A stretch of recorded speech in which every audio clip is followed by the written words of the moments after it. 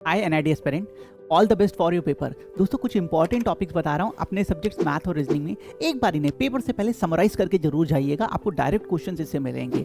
सबसे पहले हम रीजनिंग की बात करते हैं क्योंकि हमारे एनआईडी के पेपर में रीजनिंग का पोर्शन ज़्यादा है, स्पेसिफिकली नॉन वर्बल रीजनिंग का।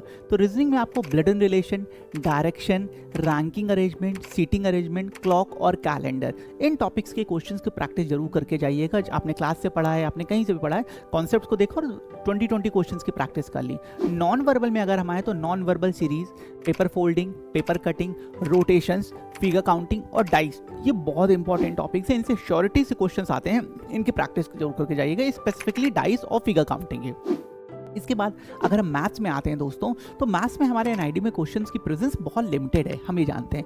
लेकिन उसके बावजूद average, percentage, ratio, problem on age और टाइम एंड स्पीड और टाइम एंड वर्क, ये 4 to 5 टॉपिक्स हैं जो आप एक बार रिवाइज करके जरूर जाएंगे। अभी भी आपके पेपर में 2 to 3 डेज हैं और एक बार आप सर्चरी निगाह से एक बार माइंड देखते हुए क्वेश्चंस को, टॉपिक पढ़ा और क्वेश्चंस कर लिए 10 20 ये प्रैक्टिस करके जरूर जाइएगा, रिवाइज करके जरूर जाइएगा, क्योंकि पेपर में गैट पोर्शन में आपको 100% यहीं से क्वेश्चंस मिलने वाले हैं। एक बार फिर से मेरी तरफ से ऑल द बेस्ट, बहुत अच्छे से पेपर करिएगा दोस्तों। Hello kids, let's talk about a few topics which can come in your exam in NID। ये पूरा एक समराइज्ड वर्जन है आपके एग्जाम के लिए जो डिजाइन पार्ट में आ सकता है। इस बार पॉसिबिलिटी है कि आपके पोस्टर, बैनर में से क्वेश्चन आ सकता है। याद रखना कि अपने वो पोस्टर और बैनर को कंपोज अच्छे से करें, थोड़ा आइडिया आप क्रिएटिव लेकर आए। अगर directly let's say save water दिया हुआ है, आपको इस तरह का बनाने की जरूरत नहीं है, थिंक क्रिएटिवली। सेकंड है क्योंकि लास्ट ईयर सीक्वेंशियल ड्राइंग आया है, सो इस बार पॉसिबिलिटी है कि आपको या तो आपका कॉमिक स्ट्रिप दे दिया जाएगा या फिर पर्सपेक्टिव में से आपको फ्रेम्स दे दिए जाएंगे। Third is your perspective visualization. एक आपको किसी भी रूम का, किचन का या कोई भी व्यू दे दिया जाएगा और सेकंड पर्सन के पर्सपेक्टिव से you have to draw that. अब थर्ड आता है आपका सबसे मेजर इंपॉर्टेंट जो एनआईडी हमेशा आपसे पूछता है, विच इज प्रॉब्लम सॉल्विंग। आपके चारों तरफ जो भी प्रॉब्लम है, अभी जो भी हो रहा है, करंट सिनेरियो जो भी चल रहा है या फिर घर में कुछ भी प्रॉब्लम हो सकती है, थिंक अबाउट द प्रॉब्लम और उसका सोल्यूशन आपको देना होगा। Now the solution has to be creative, और दूसरा ऐसा नहीं हो कि आपने जो भी सोल्यूशन दिया है उससे एक और प्रॉब्लम क्रिएट हो जाए। The solution has to be apt और आपका पूरा प्रॉब्लम सॉल्व करना चाहिए। कभी कभी एनआईडी ऐसे भी क्वेश्चंस देता है जिसमें जो सोल्यूशन है वो बट ऑब्वियस होता है, जैसे कि अगर कोई टैप लीक कर रहा है तो कैसे हम उसकी प्रॉब्लम सॉल्व करेंगे। सबसे पहले हमें मेन जो आउटलेट और इनलेट है वो बंद करना पड़ेगा। सो थिंक अबाउट दैट कि हमारा सोल्यूशन हमारे सामने है and then we have to solve that problem accordingly. Poster हो गया, ऑब्जेक्ट ड्राइंग हो गया, प्रॉब्लम सॉल्विंग हो गया, विजुअलाइजेशन हो गया। ये मेजर कुछ ऐसे टॉपिक्स हैं जिससे आपके क्वेश्चंस हमेशा एनआईडी में आते हैं और इस बार भी ये 3 या 4 मेजर टॉपिक्स आपको दिए जाएंगे इन योर एग्जाम। फोर्थ अगर मैं बात करूं, आपका हो गया प्रपोर्शंस। एनआईडी जनरली प्रपोर्शंस के क्वेश्चन बहुत पूछता है, जैसे कि ह्यूमन पाम आपको बनाना है, उसके साइड में मैच बॉक्स आपको बनाना है और एक स्टैंडर्ड ट्यूबलाइट बनानी है। इस तरह के आपके विजुअलाइजेशन और स्केल एंड प्रपोर्शंस के क्वेश्चंस आपको दिए जाते हैं। ये चीजें ध्यान में रखना। अभी 3-4 दिन आपको जो बचे हैं इनकी प्रैक्टिस करना, इनमें से क्वेश्चन आपके ऑब्वियसली और जरूर से आने वाले हैं। हेलो एवरीवन, इंपॉर्टेंट टॉपिक्स को डिस्कस करते हुए आगे बढ़ते हैं।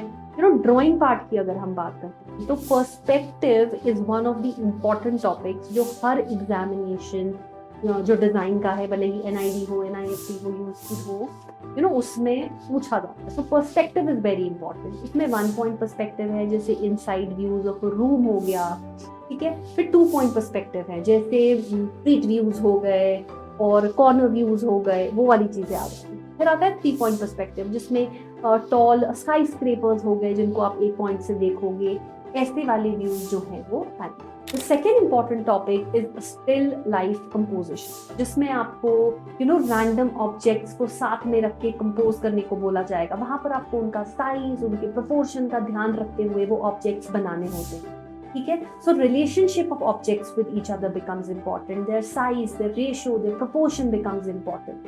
दैट इज व्हाट दे जज यू ऑन। वहां पर उनके लुक एंड फील, उनका टेक्सचर आप कैसे ऐड करते हो, वो चीजें जो है वो बहुत इंपॉर्टेंट। उसके बाद आते हैं सीन कंपोजिशन। जो सीन क्रिएशन है, सीन कंपोजिशन है, उसमें जैसे मार्केट सीन हो गया, कोई बिजी स्ट्रीट का सीन हो गया, ऐसे सीन्स जो हैं वो आपको पूछे जाएंगे। कोई विलेज सीन हो गया, एनीथिंग कुड बी आस्क्ड, जहां पर आपको अपनी विजुअल मेमोरी से या अपनी इमेजिनेशन से कोई सीन क्रिएट करना होगा। उसमें कुछ कैरेक्टर्स होंगे, ह्यूमन बीइंग्स होंगे, कुछ ऑब्जेक्ट्स होंगे जो मेंशन्ड होंगे, और फिर उसके इर्द गिर्द जो बैकग्राउंड है उन चीजों का, जहां पर वो ह्यूमंस खड़े हैं, जहां पर वो ऑब्जेक्ट्स प्लेस्ड है, उस बैकग्राउंड की थोड़ी बहुत इंफॉर्मेशन होगी। Next important topic is the colour application. अब बहुत बार ऐसे सवाल आते हैं जहां पर हमको कलर्स को अप्लाई करने के लिए बोला जाता है हमारी ड्राइंग में।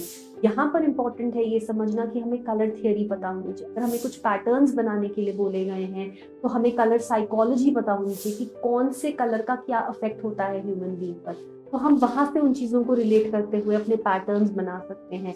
कोई लोगो बनाने को बोला तो वहां पर भी कलर इंपॉर्टेंट हो जाता है कि उस लोगो में ऐसी क्या चीज है कि हम कौन से कलर के थ्रू उसको रिलेट कर पा रहे हैं। तो ये है कुछ इंपॉर्टेंट टॉपिक्स जो आपको पता होने चाहिए आपके एग्जाम के लिए, जो आपको प्रैक्टिस करने चाहिए, और which will help you prepare better for your exam. Thank you again. Hello my dear students, how are you people? I hope you are doing fine and preparing for your upcoming exam in full vigor and vitality.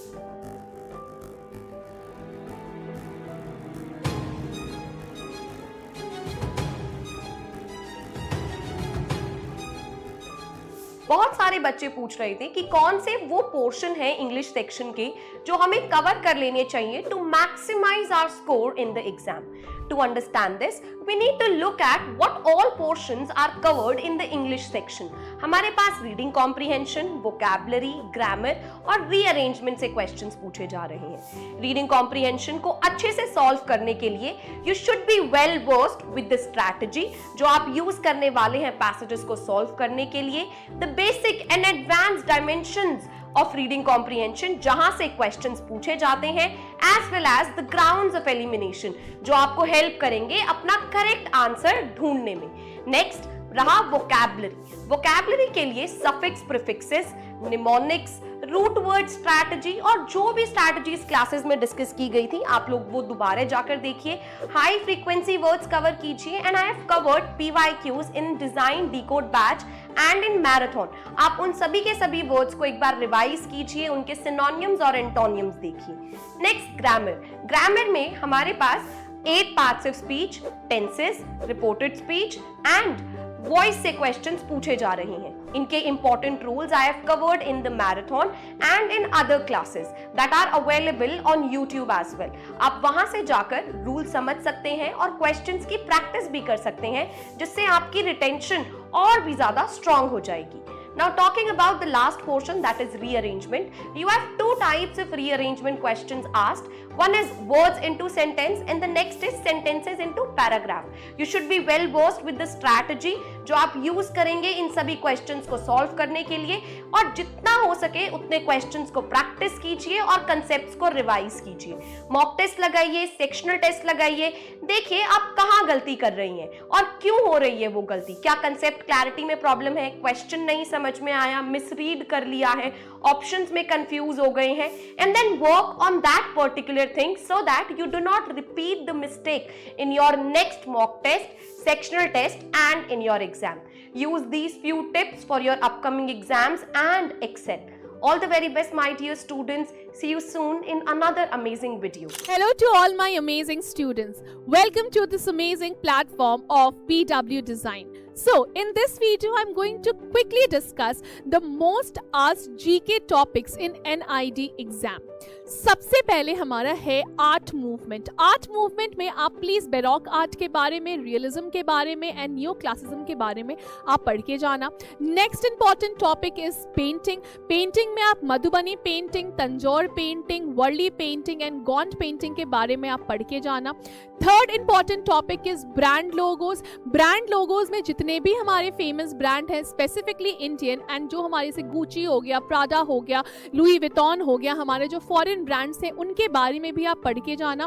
Fourth one is fashion industry. Fashion industry के relation में जो भी आपके current affairs के news हैं उसको पढ़ के जाना। अभी रिसेंटली सऊदी अरेबिया के रियाद में आपके सऊदी अरेबिया का फर्स्ट फैशन शो हुआ है, so current affairs in respect of fashion industry, do read about it. And जो मैंने आपके क्लास में कवर अप किया है, you can cover that is well. Fifth one is current affairs. Current affairs का जो टॉपिक्स है, जैसे राम मंदिर हो गया हमारा, फिर हमारा ये लोकसभा इलेक्शंस हो गए हमारे, and so on and so fourth. Electoral bonds हो गया, सुप्रीम कोर्ट का नया फ्लैग का अनवेल हो गया. ये सारी चीज़ें आप पढ़ के जाना. ये सारी टॉपिक्स जो है वो आपके एग्जाम पर्सपेक्ट से काफ़ी ज़्यादा इंपॉर्टेंट है.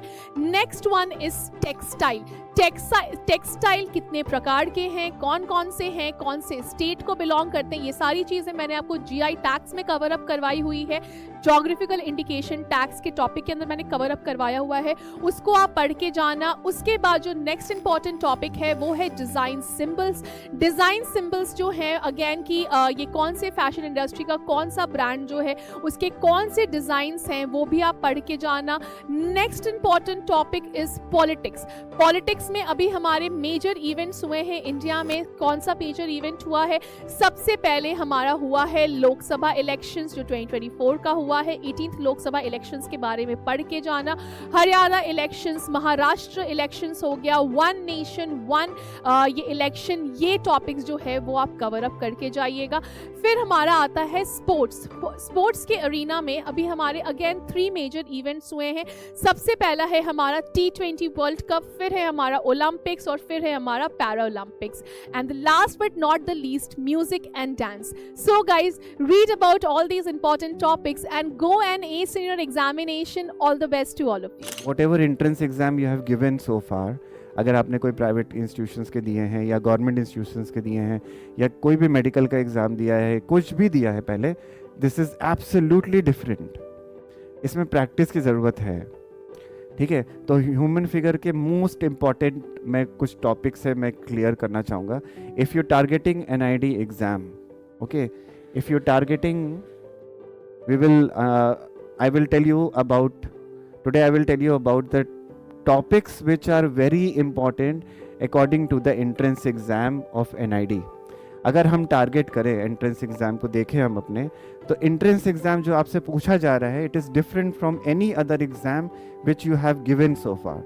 सो what are the important topics which you have to do very well so that you could score very good marks. ठीक है, सबसे पहला टॉपिक है पर्सपेक्टिव ड्राइंग. सबसे पहला टॉपिक है पर्सपेक्टिव ड्राइंग. उसमें आपको एंट आई व्यू आना चाहिए, आपको बर्ड आई व्यू आना चाहिए इंटीरियर का. इंटीरियर में कौन से व्यूज सबसे ज़्यादा इंपॉर्टेंट है? बर्ड आई व्यू और एंट आई व्यू. एंट आई व्यू में किचन का व्यू करो और एंट आई व्यू से किसी बाथरूम के व्यू को बनाओ और उसी बाथरूम के व्यू को बर्ड आई व्यू से बनाओ या लिजर्ड आई व्यू से बनाओ जो कॉर्नर में वहाँ पे बैठ के देख रही है. इसी तरह से एक रूम का पर्सपेक्टिव भी बहुत इंपॉर्टेंट है. अगर हम रूम के पर्सपेक्टिव को देखें, रूम का पर्सपेक्टिव कौन सा? हमारा ड्राइंग रूम. ड्राइंग रूम का पर्सपेक्टिव बनाइए. आप अपने रूम में बैठे हैं, आप सामने के ड्राइंग रूम को देखिए कि उस ड्राइंग रूम में कोई बैठा है, या आप डाइनिंग टेबल पर बैठे हैं और आप सामने किसी को देखिए कौन बैठा है, या उसके बाद दरवाज़ा है तो दरवाजे के बियॉन्ड क्या दिख रहा है. ये बहुत इंपॉर्टेंट है. ये हुई पर्सपेक्टिव 1 पॉइंट की बात. अगर हम 2 पॉइंट की बात करें तो 2 पॉइंट में सबसे ज़्यादा क्या ज़रूरी है? 2 पॉइंट में street view is very important. कि आप एक कॉर्नर पे खड़े हैं स्ट्रीट के और आप देख रहे हैं अपने एज से दूसरे साइड पे. तो अपने कॉर्नर पे आप खड़े हैं और आप दूसरे कॉर्नर को देख रहे हैं रोड अक्रॉस. वो सीन बनाना बहुत ज़रूरी है. इसी 2 पॉइंट में एक सीन और है जो मुझे लगता है कि बहुत इंपॉर्टेंट है, जो पूछा जा सकता है. सपोज एक रैट है, पिछली बार रैट आया था, इस बार रैट फिर से आने वाला है या अगली बार आ सकता है, पर हो सकता है कि इंटीरियर का व्यू पिछली बार पूछा गया हो और इस बार एक्सटीरियर का व्यू पूछा जाए. तो एक रैट है, rat has entered into the market and from the rat's eye you should be able to draw the people who are walking on the street. तो किसी का बैग रखा हुआ है पीछे, वो चल रहा है इंसान. सोचो रैट उसके नीचे है और रैट देख रहा है, तो रैट को ह्यूमन फिगर कैसे दिखाई देंगे? ये बहुत इंपॉर्टेंट है. तीसरा इंपॉर्टेंट टॉपिक है हमारा product drawing. Product drawing is again very important from the futuristic point of view. Product drawing कैसे? आपसे लंच बॉक्स बोला जा सकता है बनाने के लिए, जो फ्यूचरिस्टिक पॉइंट ऑफ व्यू है। लेकिन कहीं से इधर उधर से कुछ भी पूछा नहीं जाएगा। पूछा जाएगा कहाँ से?